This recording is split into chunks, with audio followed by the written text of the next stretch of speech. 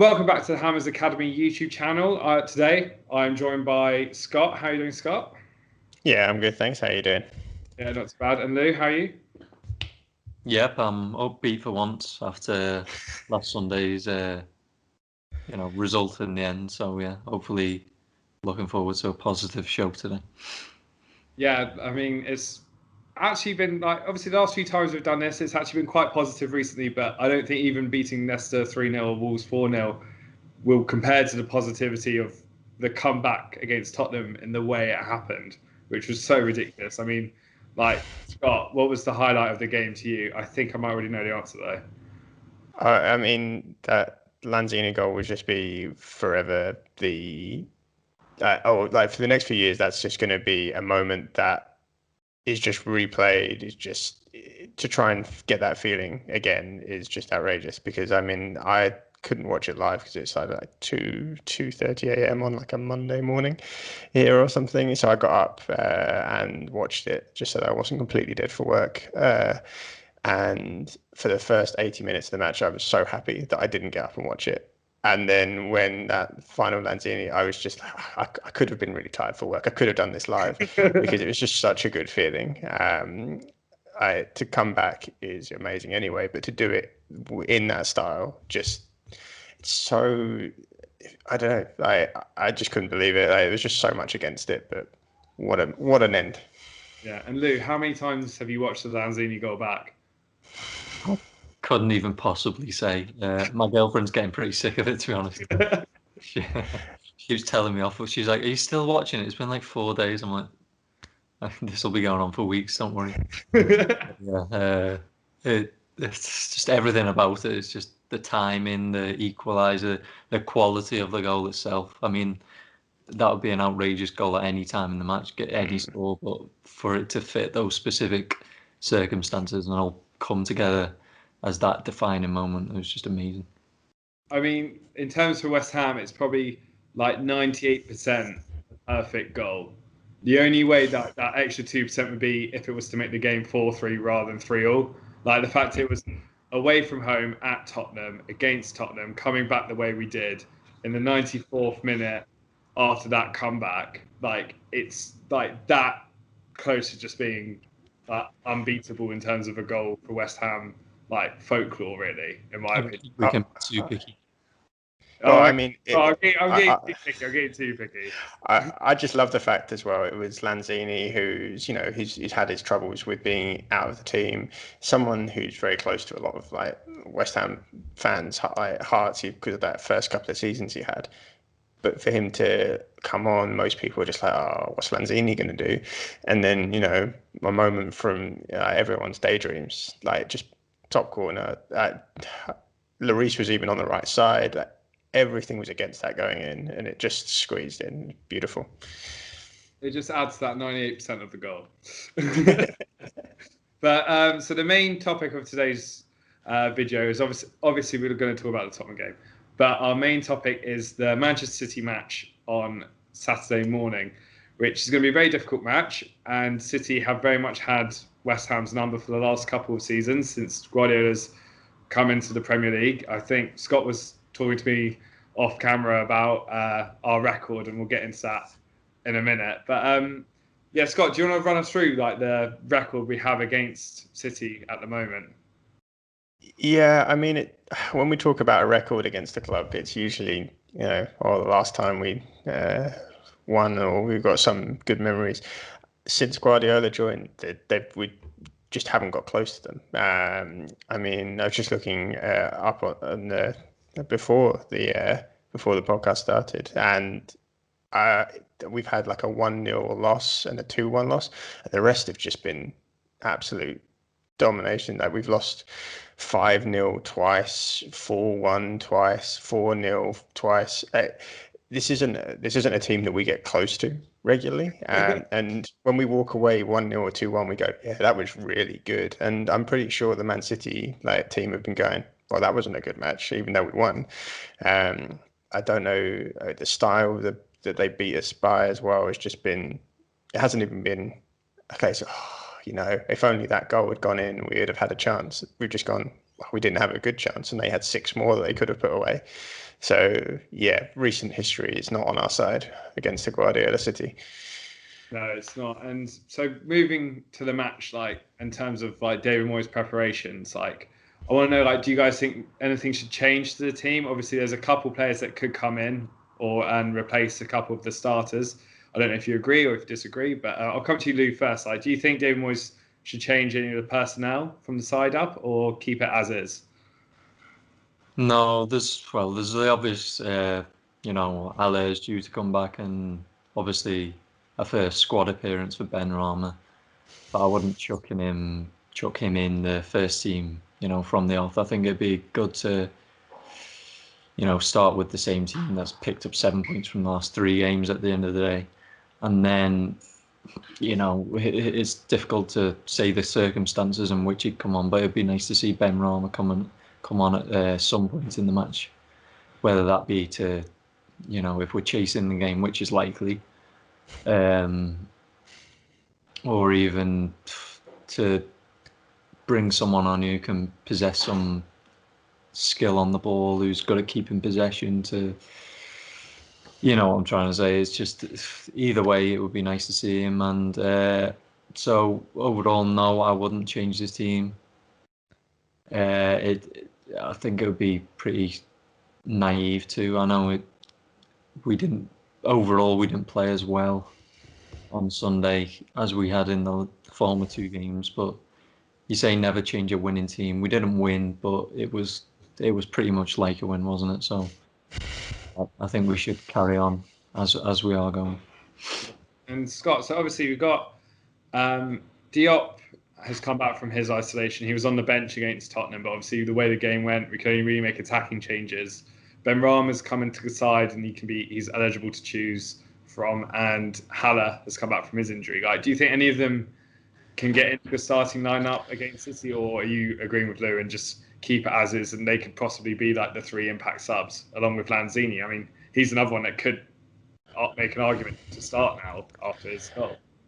Yeah, I can understand that there's a few people actually sort of vying for those positions, and that's a good thing for West Ham to have. But I mean, if you look at who they're going to be replacing, if you're going to want Allah in for Antonio's mobile, like, is far more mobile against the side like City, who have had trouble with dealing with like more physical strikers or balls through behind them. Antonio is going to be the one to benefit from that. I'd love to see Benrahma, but he would be coming in for Fornals, and Fornals' work rate at the moment is just top notch, and we're going to need every inch of that against City. Diop could be the most likely to come in because Balbuena was at fault for that first Son goal, showing him inside. But then again, after that, Balbuena didn't look out of place. And I just think with a defensive line, you don't make changes unless it's really necessary. You try and build that kind of continued like trust in each other. And we saw that he's, a useful asset from set pieces. He's very good in the air. So I'd be very happy seeing us set up the same way again. And just really try and take positives from those last 3 matches and just go, okay, look, this is a very good side we're playing, but we're playing well, so we're going to stick to our guns and really go with it. Yeah, I think that first goal, I think I had a much different view to it than a lot of other people. I thought the goal sort of came about because Kufau had gone very high up and left Balbuena by himself. And also it reminded me of Son's goal against West Ham last season at the London Stadium, where he cut onto his left and went on the outside and fired, I'd say across Roberto, but sort of at Roberto, and Roberto got out of the way. And that was against Balbuena. So I don't know if maybe he's had that in his mind of going, well, he's done it that way, maybe he can't do it this way. Obviously, Son's that quality, he can do it both ways. So sort of, I think Balbuena had in his head, like, whatever I do here, unless I go through the player, it's going to be I'm in a tricky position. I think it was more because Kufau left him so exposed that Son had the option to go left or right. But yeah, like, I think I'm agreeing with you guys. Like, I keep it as is. I think Moyes will do what he did with Bowen, with Benrahma, and give him 20 minutes across the Liverpool and the City game upcoming, and then sort of saving for the Sheffield United and Fulham matches afterwards, where you can sort of go, right, we're not going to actually be like chasing the game so much, so you can actually go on and have freedom to show what you can do. And it's about like not letting him play the next 2 games and get his confidence just destroyed against City, where he's not going to have a touch of the ball because City are that good if the game was to go a 5-0 way. So yeah, I agree with that. Like, now moving on, like, I want to know, like, so what do you guys think? Is this the best time we could play Man City? Because we're in great form. City are they're not firing on all cylinders, and they've got a few injuries. So do you think, with our record against them in the past, we've actually maybe got a lot going in our favour this time round, Lou? Yeah, I think it's fair to say that I'm more confident going into this game against City than I have been in any other game against Cities in, I don't know, years, since Pep took over. I mean, obviously we're still there. Well, I'd say they are still overwhelming favourites just because of the absolute quality they've got all over the pitch, especially in attacking areas. And over the last couple of games, the defence, with the addition of Diaz, it has been shored up a little bit. But they're reportedly missing a few players. So hopefully we can take advantage of that. De Bruyne was reportedly out, but I think City posted pictures on Twitter today of him returning to training. So yeah, both him, whether he'll be starting or on the bench or whatnot, but hopefully on the bench. Both him and Laporte returned to training today. So me and Scott were talking about it before we started recording, and I think it's likely to see them on the bench. Knowing Pep, I don't think he'd throw them straight in to the side. Fingers crossed he doesn't, because even playing against a half-fit De Bruyne is still a scary thought, and he can just play that one killer pass and it'll ruin everything. But I think we've got the attacking threat at the minute to hurt them, despite the defence being a little bit better than I guess it was 3 weeks ago against Leicester.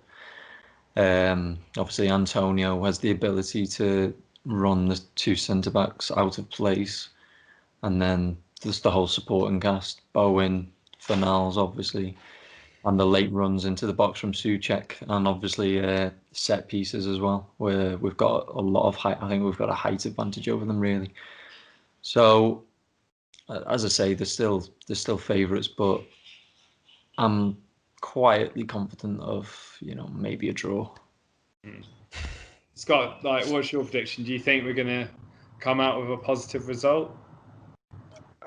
Yeah, I think it depends how you frame a positive result. And given where we are at the moment, I think we've got to make sure that we don't get too disheartened if we come away with a close loss.